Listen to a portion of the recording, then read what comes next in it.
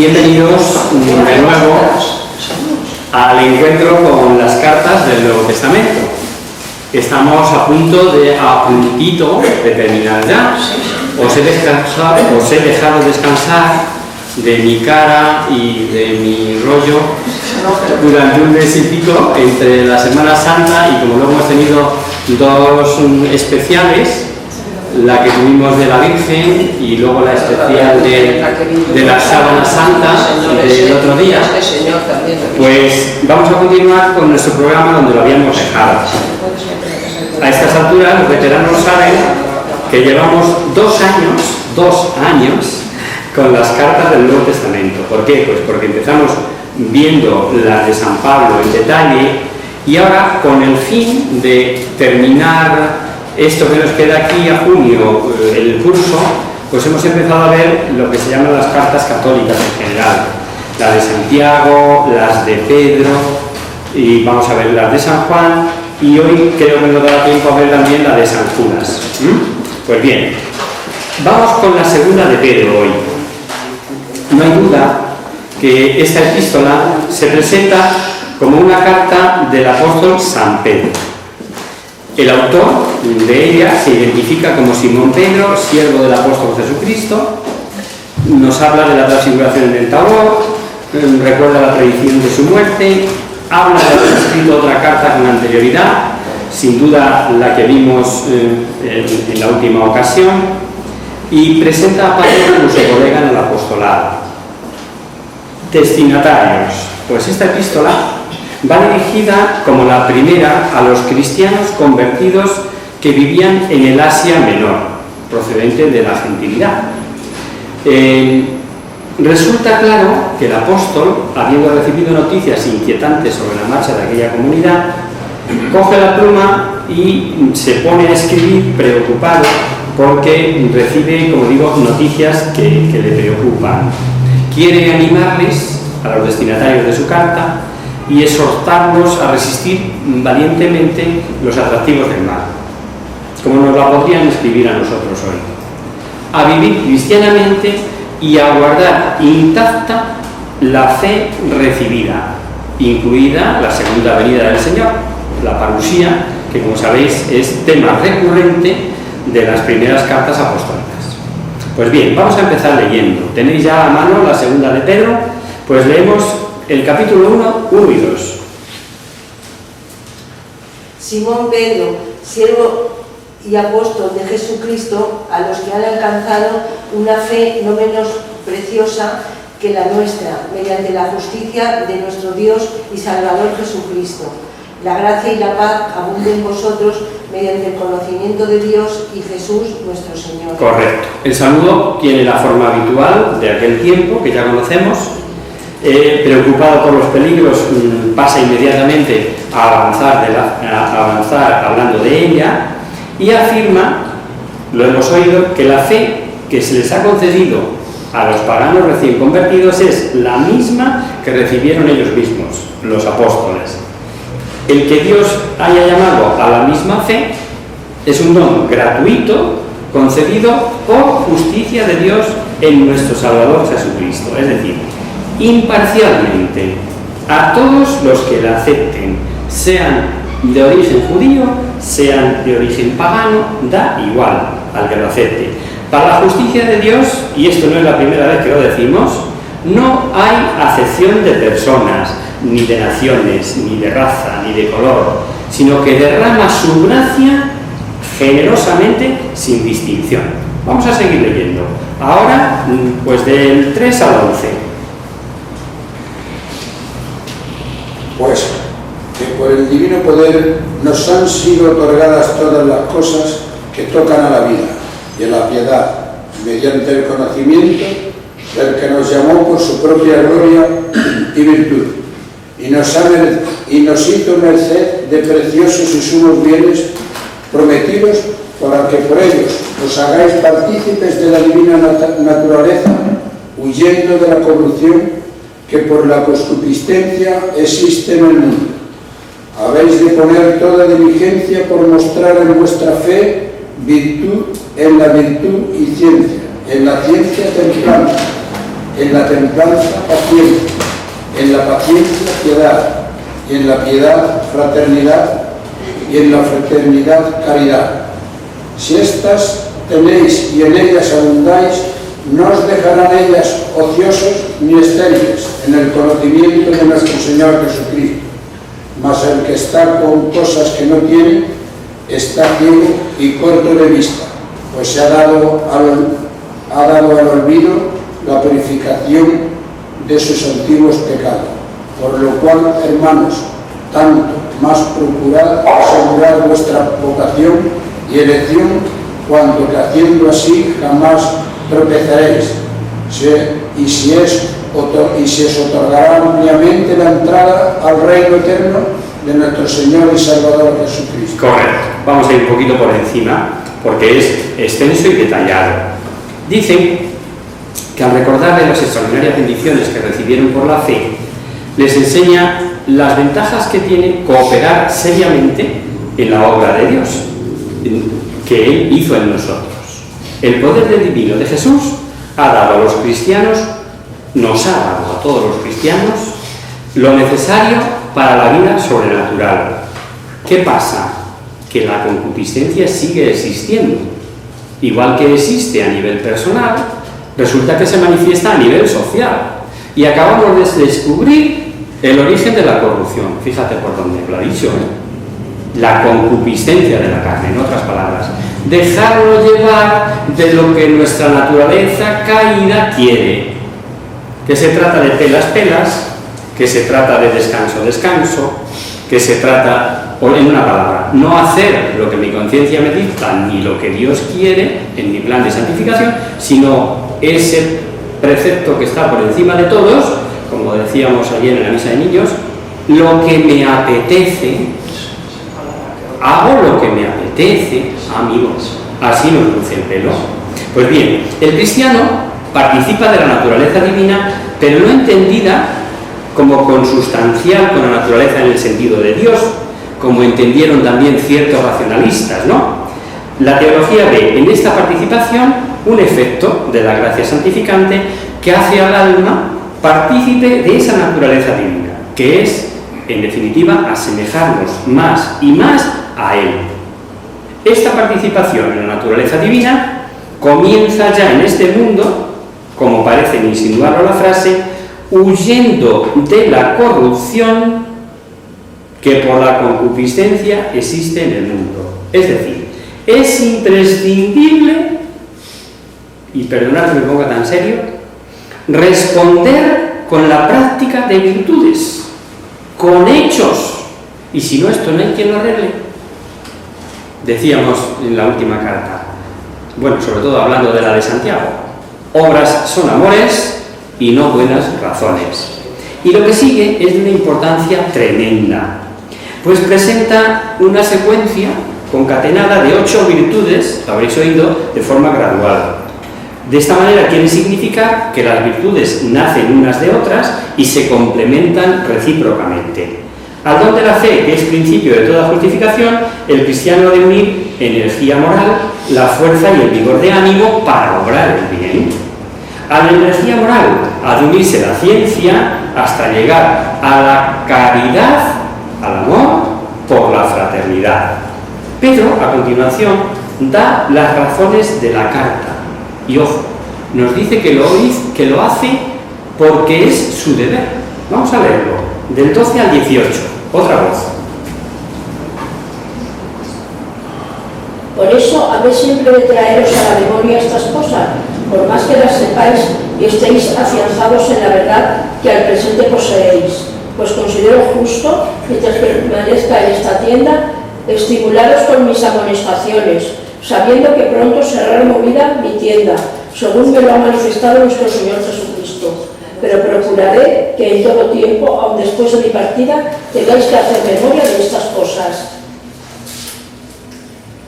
Porque no fue siguiendo artificiosas fábulas como os dimos a conocer el poder y la venida de nuestro Señor Jesucristo, sino como quienes han sido testigos oculares de su majestad.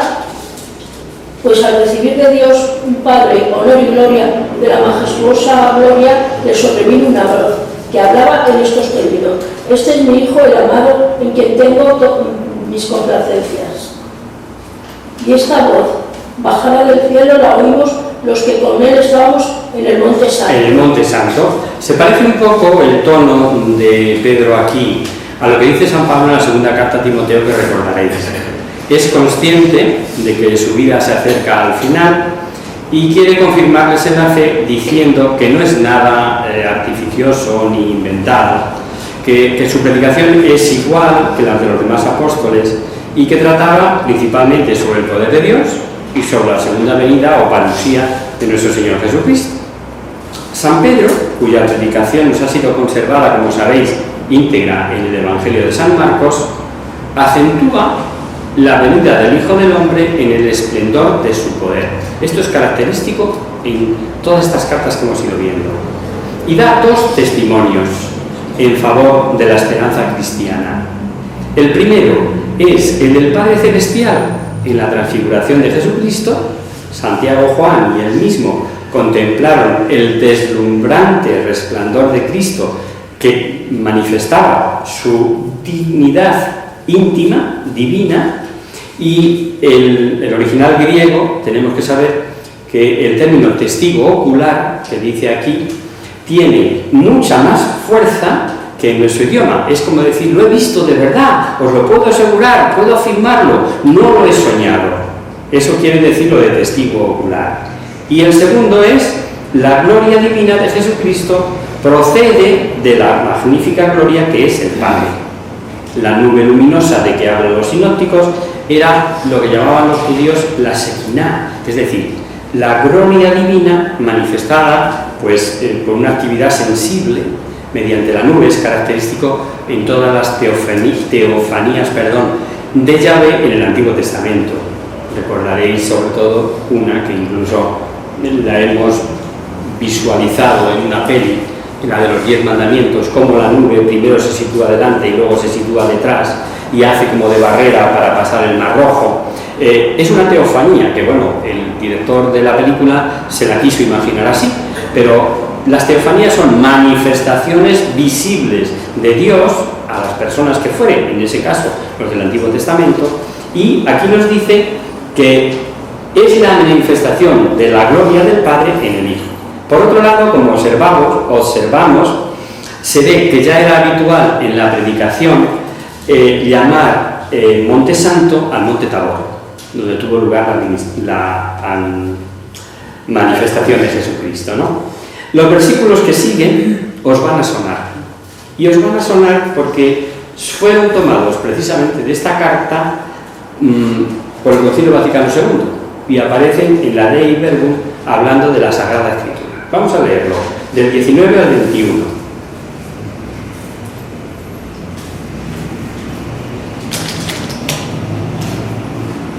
Y así se nos hace más firme la palabra de los profetas, a la cual hacéis bien en prestar atención, como a lámpara que hay en hogar oscuro, hasta que despierte el día y se levante en vuestros corazones el lucero de la mañana. Pero ante todo,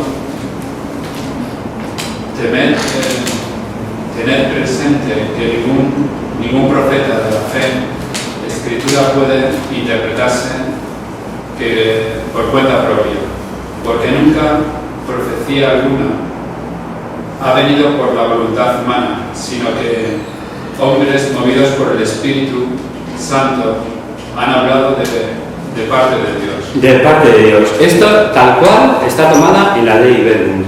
Debéis saber ante todo que ninguna profecía de la Escritura, ninguna palabra proferida en la Escritura, este es el sentido que tiene lo de profecía, lo de proferir, no ha sido en tiempos pasados movidos de humana voluntad, antes bien, movidos del Espíritu Santo, hablaron los hombres de parte de Dios. Vamos por partes.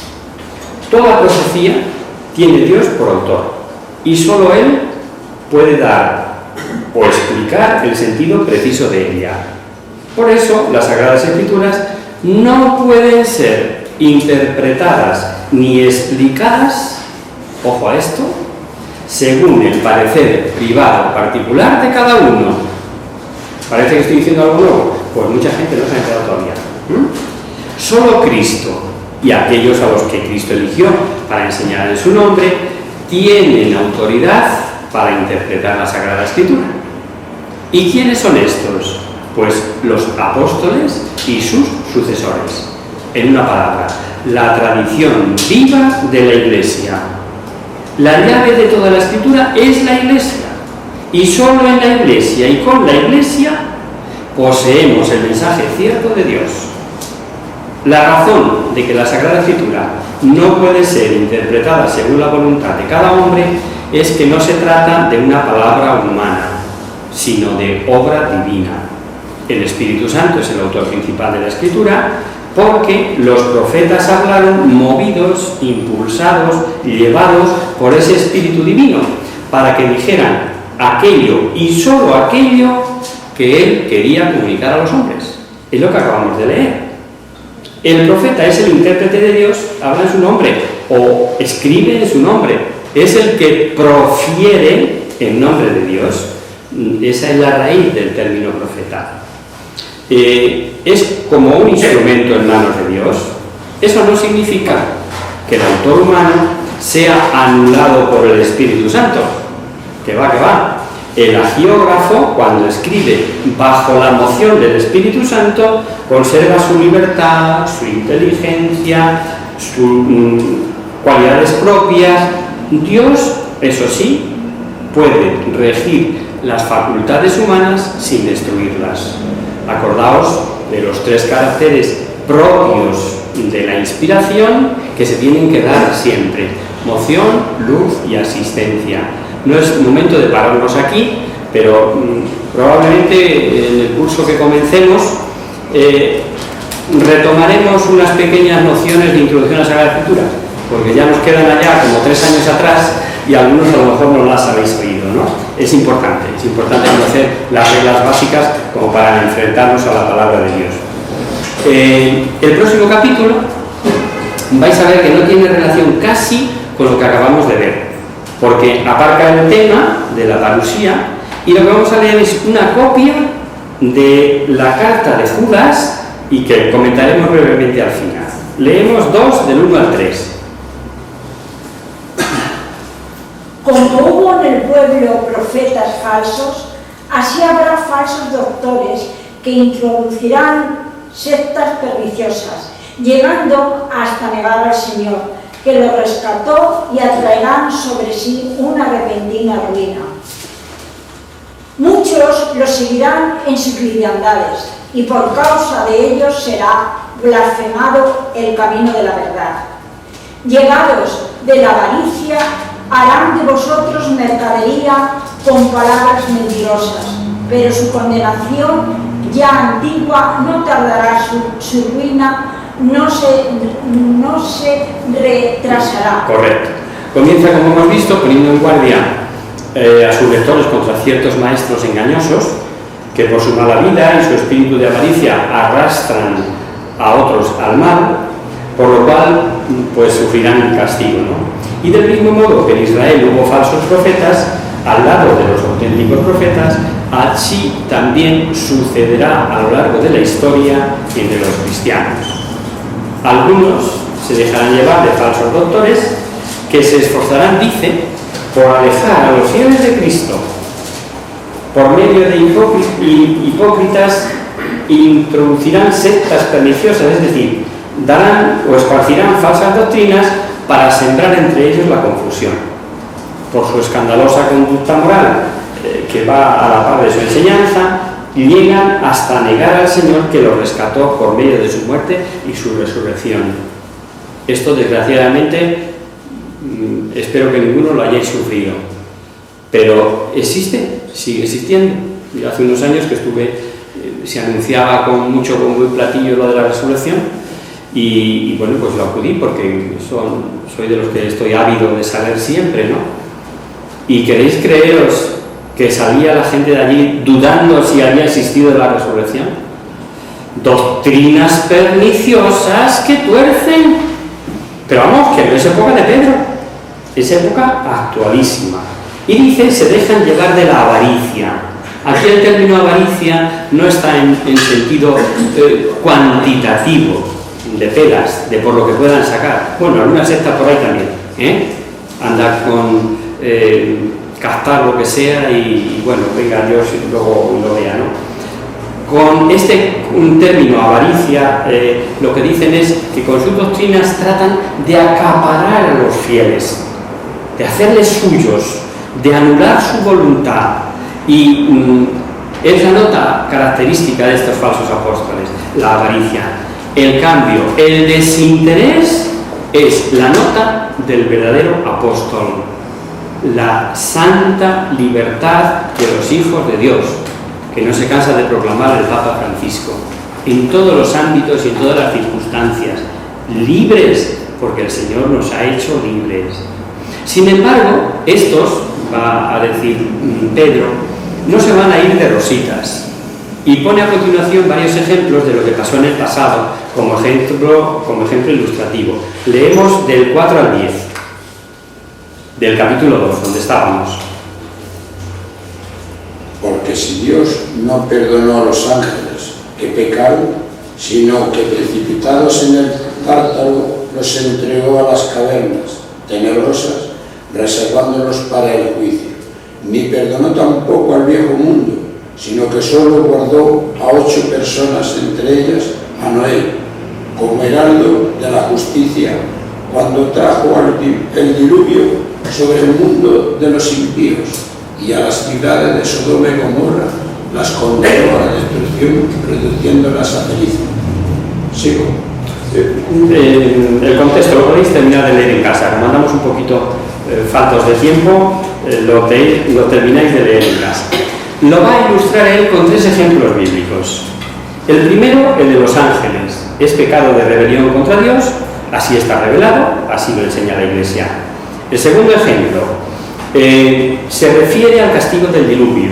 El diluvio es considerado aquí como la transición entre el mundo antiguo, que es destruido, y el nuevo mundo que renace de Noé y sus descendientes.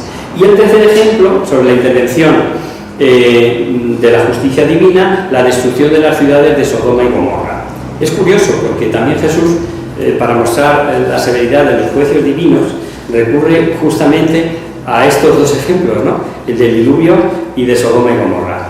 Por contraste, se ve la misericordia divina para con el justo y termina con un principio general. Dios salva a los justos, como lo hizo con Noé y con Lot, pero se muestra severo con los impíos, como lo hizo con los malvados de la época del diluvio y con Sodoma y Gomorra.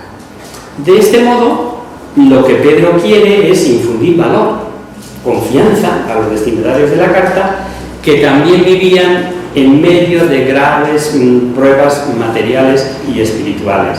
Y aunque parezca que los impíos se salen con la suya, no es así, porque si Dios no los castiga aquí es porque están reservados o son acreedores a otro castigo si no cambian, ¿no? Y serían o serán terriblemente castigados si no se arrepienten.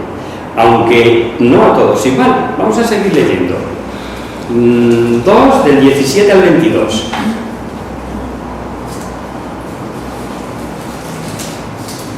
Estos son fuentes sin agua, nubes azotadas por el viento, a quienes les aguardan densas tinieblas. Con sus discursos pomposos y vacíos despiertan los deseos carnales, el desenfreno de aquellos que apenas habían logrado escapar de los que viven en el error.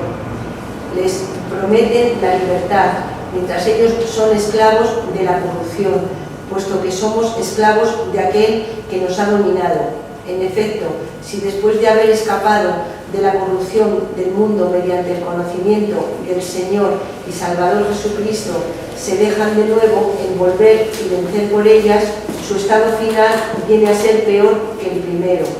Mejor les hubiera sido no haber conocido el camino de la justicia, que después de haberlo conocido, apartarse del mandamiento santo que se les había transmitido. Se cumple en ellos la verdad de aquel dicho: el perro vuelve a comer lo que había vomitado, y la cerda lavada a revolcarse en el cielo. Explica Pedro en qué consiste la desilusión que se llevarán los seguidores de los falsos doctores, diciendo palabras hinchadas de vanidad, parecen nubes empujadas por el viento, que prometen mucho y no dan nada. Sin embargo, logran seducir con el señuelo a los incautos y a los débiles. Abusando de su predicación, prometen bajo el nombre de libertad una verdadera plenitud, etcétera, etcétera. En una palabra, el que comete pecado se hace esclavo del pecado.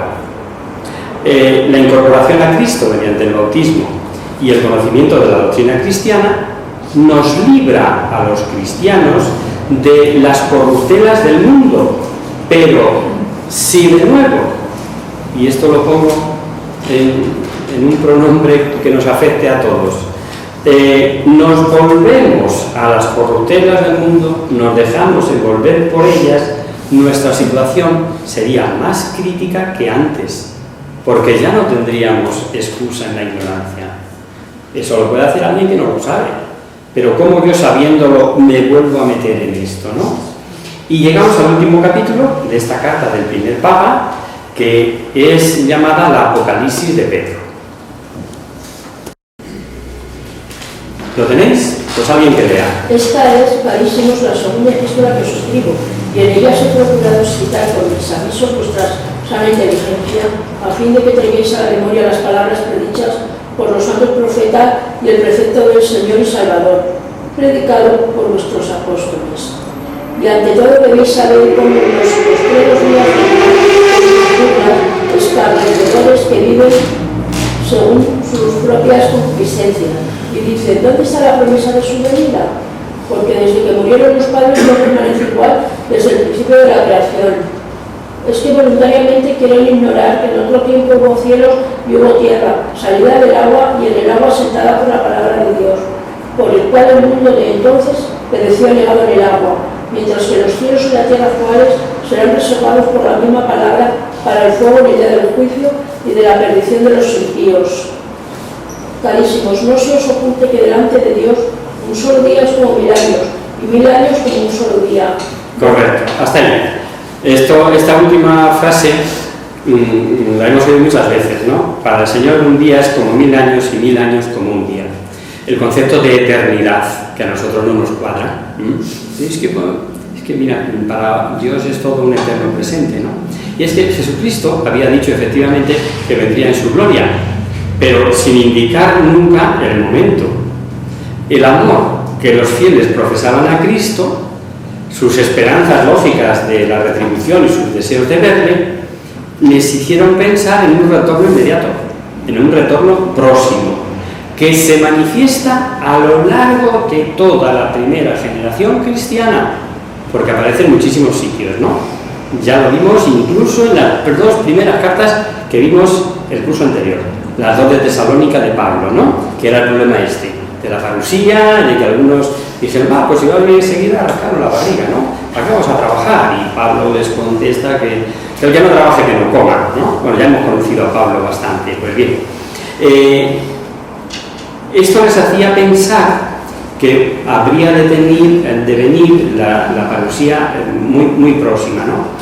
Incluso los apóstoles la esperaban así, aunque cierto es también que nada enseñaron sobre el tiempo en que sucedería.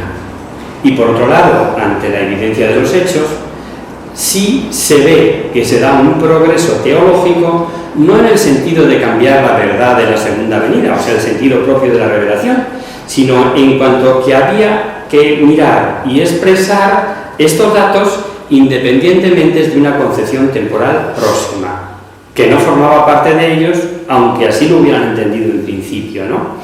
Que se había estado predicando además de manera asociada. Estos padres a los que alude aquí no son los antepasados del Antiguo Testamento, como hemos visto en otras ocasiones, sino los inmediatos, los cristianos anteriores a estos que acaban de morir, sus padres o sus abuelos, ¿no? Por otro lado, los que no son buenos, los impíos, pueden temer si siguen en esa actitud. Y no es castigar por castigar, como algunos piensan. Explícitamente se nos dice, y ahora lo vamos a escuchar, que Dios quiere que todos se salven, pero lo que no contemplamos nunca es que Dios tiene una paciencia infinita para darnos la oportunidad de rectificar. Pero claro, ahí entra en juego la libertad humana, y es por lo que se pierden los que quieren. Vamos a escucharlo. Es ahora del 9 al 16, de este capítulo 3. No retrasa el Señor la promesa como algunos creen. Es que pacientemente os aguarda, no queriendo que nadie perezca, sino que todos vengan a penitencia. Pero vendrá el día del Señor como ladrón, y en él pasarán con estrépito los cielos, y los elementos abrasados se disolverán, y asimismo la tierra con las obras que en ella hay. Pues si todo de este modo ha de disolverse, ¿cuáles debéis ser vosotros en vuestra santa conversación y en vuestra piedad, en la expectación de la llegada del día de Dios, cuando los cielos abrasados se disolverán y los elementos en llamas se derretirán?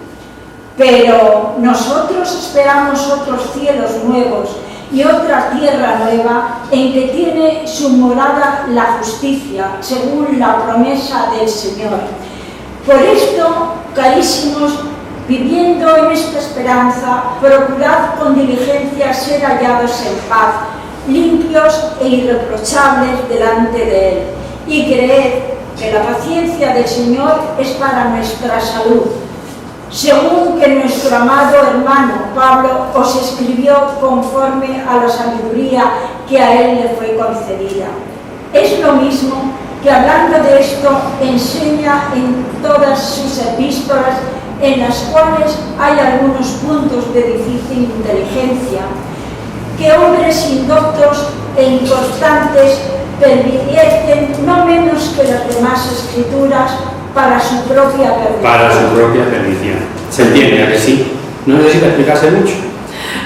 Sí quiero llamar la atención sobre el último versículo, que nos pone en guardia acerca de la libre interpretación y el peligro que ello conlleva. Es insistir más sobre lo que había dicho anteriormente, ¿no? Me viene a la memoria las palabras de Santa Teresa: humildad es andar en verdad. Pues se trata de eso, de ser humilde, de someternos a la interpretación de la Iglesia, columna y fundamento de la verdad, como la definía Pablo escribiendo a Timoteo. Y por eso, porque hay pasajes de difícil entendimiento, como advierte Pedro, y por ignorancia o por otras causas, lleva a la perdición.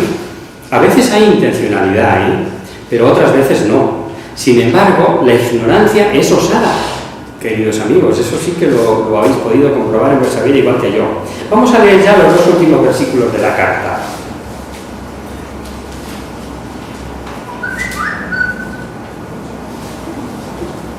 ¿Alguien que lea? Donde nos habíamos quedado, ahí, en el 17.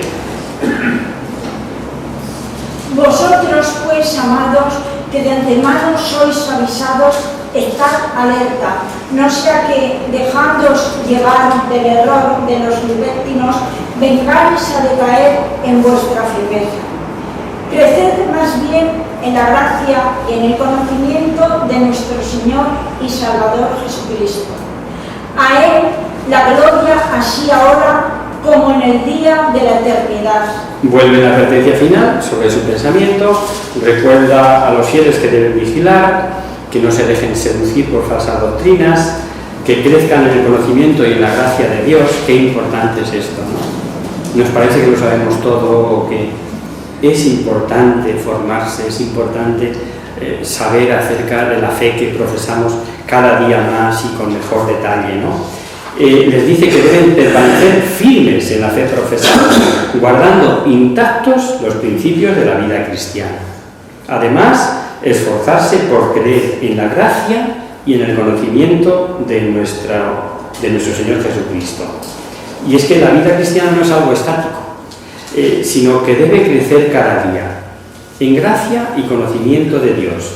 Y termina pues con una alabanza de Cristo, que es una afirmación de su divinidad.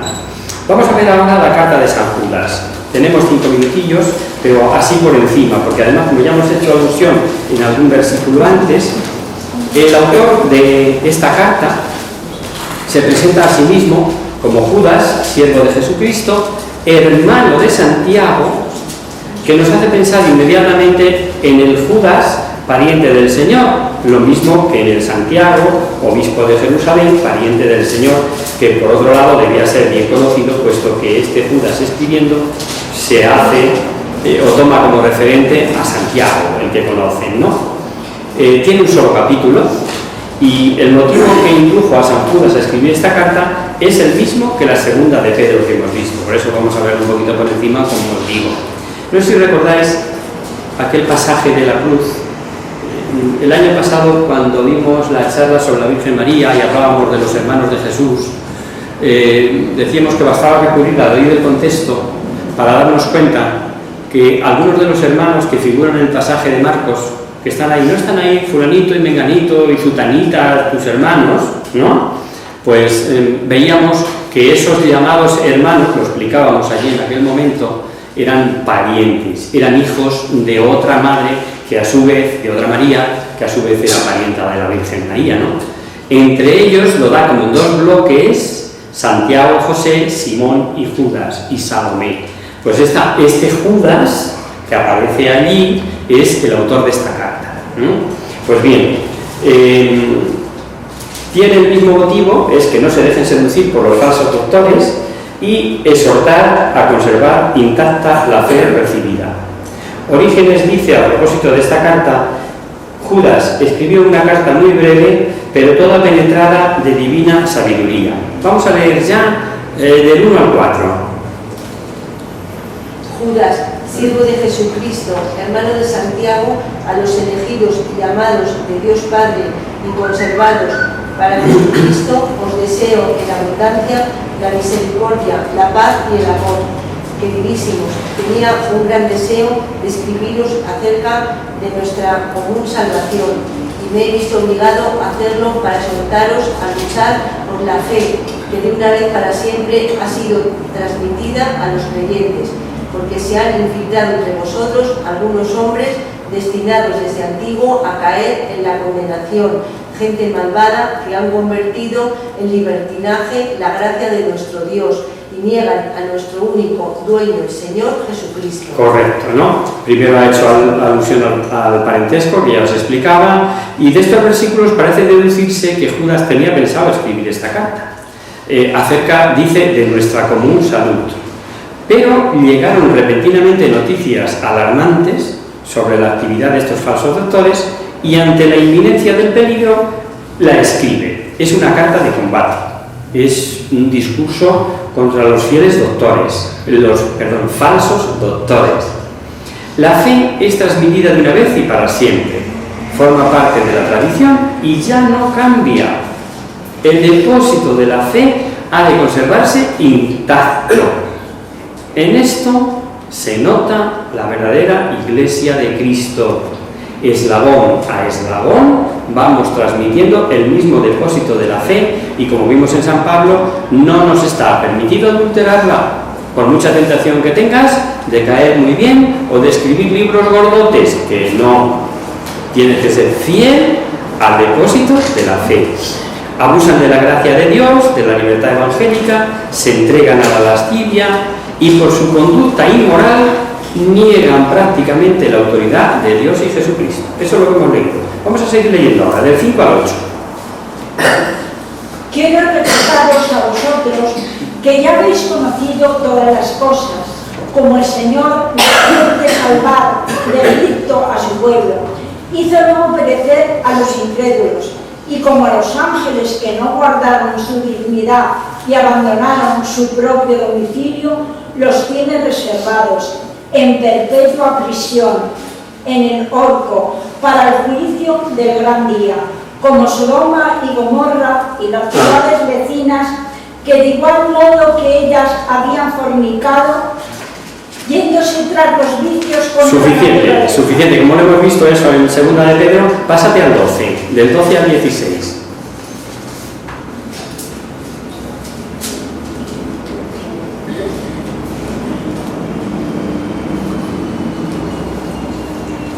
Te he hecho un lío. Es que del Claro. año pasado, Del 12 al 16. Sí, si lo tenéis, o vamos, un poquito antes, un poquito después, da igual. Estos son una vergüenza para vuestras comidas fraternas. Comen y beben desvergonzadamente, cebándose a sí mismos. Nubes sin agua arrastradas por el viento, árboles infructuosos en el otoño, 2 veces muertos, arrancados de cuajo, olas bravías del mar que arrojan la espuma de sus impurezas, estrellas errantes a las que está reservada la oscuridad y las tinieblas por toda la eternidad. Ya profetizó de ellos Enoc, 7º patriarca después de Adán, diciendo: mirad, el Señor viene con miles y miles de ángeles. Suficiente. Es muy parecido, tiene el mismo fondo que lo hemos visto en la segunda carta de Pedro, da algún detalle más, hay una curiosidad que os la dejo para casa, es saber qué pasó con el cuerpo de Adán, con el cuerpo de Moisés, a ver qué pasó. Os lo dejo para deberes para casa, ¿no? Y luego, del 17 al 23, sigue diciendo: en cuanto a vosotros, queridos míos, acordaos de lo que predijeron los apóstoles de nuestro Señor Jesucristo. Os decían: en los últimos tiempos habrá gente que se burlará de todo y vivirá de acuerdo con sus pasiones impías. Estos son los que provocan divisiones, hombres sensuales que no poseen el espíritu. Otro reflejo de nuestro mundo actual. Abrir el periódico por la página que queráis, o conectar el telediario que mejor os parezca. Os vais a encontrar con esto: palabras insolentes, murmuradores, que su boca está llena de petulancia, pasiones. Y después de una última crítica contra los falsos doctores, Judas se vuelve a los fieles para indicarles el camino que han de seguir y les propone un programa de vida cristiana. Mientras los herejes destruyen poco a poco la Iglesia de Cristo, los verdaderos fieles se han de apoyar más firmemente cada día en Él, orando al Espíritu.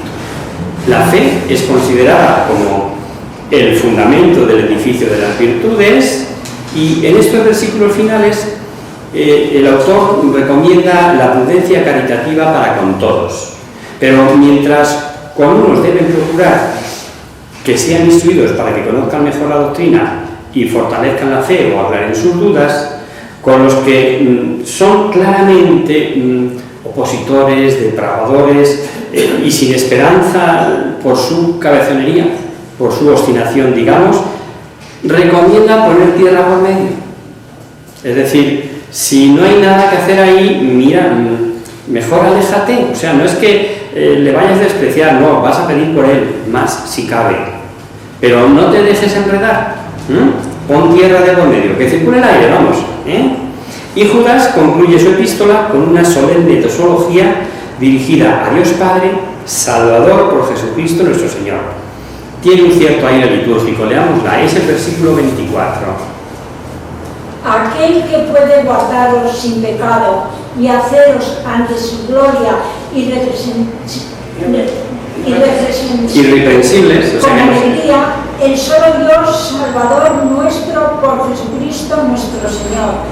Sea la gloria, la magnificencia, el imperio y la potestad desde antes de los siglos, ahora y por todos los siglos. Amén. Veis que tiene un aire litúrgico, ¿no? Este versículo es importante desde el punto de vista doctrinal, pues San Judas afirma que solo con el auxilio de la gracia de Dios podrán los fieles mantenerse firmes en la fe. De cajón. Dios es el único que puede conservarlos sin tacha, sin pecado, a fin de que podamos presentarnos, pues eso, ante la majestad divina, sin ser dignos de reprimenda. La palabra irreprensibles, que no nos salía ahí, ¿no? Y pone de relieve 4 atributos divinos, como hemos oído: la gloria, la magnificencia, el imperio y el poder que tiene y que tendrá, pues solo es eterno Él solamente es eterno. Nos quedamos aquí y me he pasado 3 minutos, lo siento. Rezamos a la Virgen y nos vamos. En el nombre del Padre, del Hijo y del Espíritu Santo. Amén. Virgen, bella como la luna, delicia del cielo, en cuyo rostro se miran los santos y se contemplan los ángeles. Haz que nosotros, tus hijos, nos parezcamos a ti, y que nuestras almas reciban el regalo de esa belleza señal, que no decae con los años, sino que brilla en la eternidad. María, sol del cielo, despierta tu camino donde haya muerte, e ilumina los espíritus en que haya tinieblas, reflejándote en el rostro de tus hijos, concédenos el sello de cruz y tu perdón.